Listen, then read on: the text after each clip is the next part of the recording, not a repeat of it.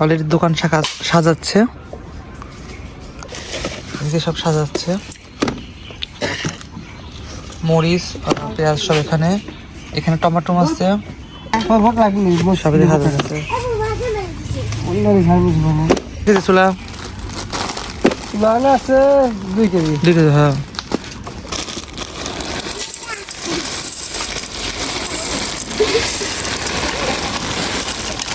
চামচ দিবে, একটা ছোট চামচের 1 চামচ করে দিবে।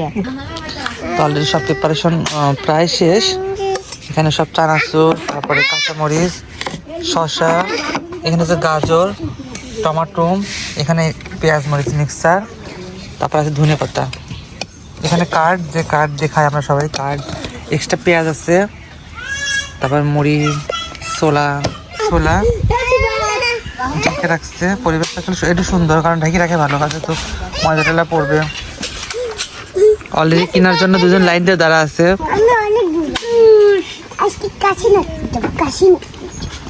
আসল জিনিস সে হচ্ছে ভিআইপি মশলা। এটা আসলে অরিজিনাল স্বাদ, এই স্বাদটাই তো মেইন। আপনাদের দেখায় ভিতরে একদমই সরষের তেল দিয়ে করা।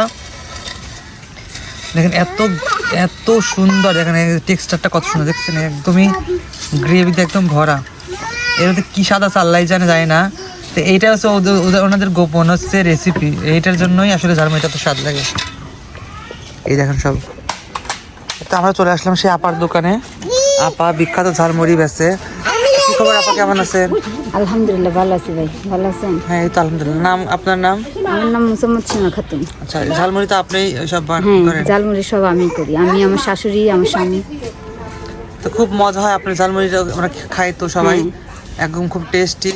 মানে মশলাটাই মেইন আপনার। হ্যাঁ, মশলাটাই মেইন আপনাদের, মানে খুব একদমই ওই মশলাটার জন্য আসলে বেশি মজা লাগে আপনাদের ঝালমুড়ি। ডেলি দিন কত টাকা মানে হয়? 1500, 2000 লাভ হয় তো ইনশাল্লাহ?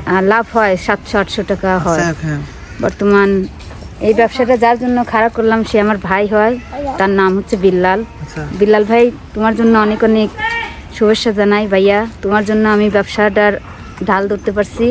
আচ্ছা, মানে বিল্লাল ভাই আপনার বড় ভাই? হ্যাঁ, আমার বড় ভাই, জ্যাঠাতো ভাই হয়। সে গাজীপুর থাকে, কোনাবাড়িতে।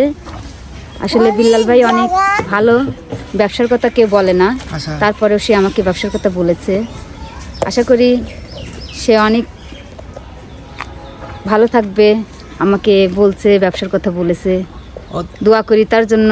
অবশ্যই, মানে ওনার কথা অনুযায়ী আপনি এই ব্যবসাটা দাঁড় করেছেন? হ্যাঁ, আমি তার কাছে থাকছি, তার সাথে থাকছি। আমরা গাজীপুর থাকতাম, গাজীপুর থেকে এই জিনিসটা আমি বানানো শিখছি।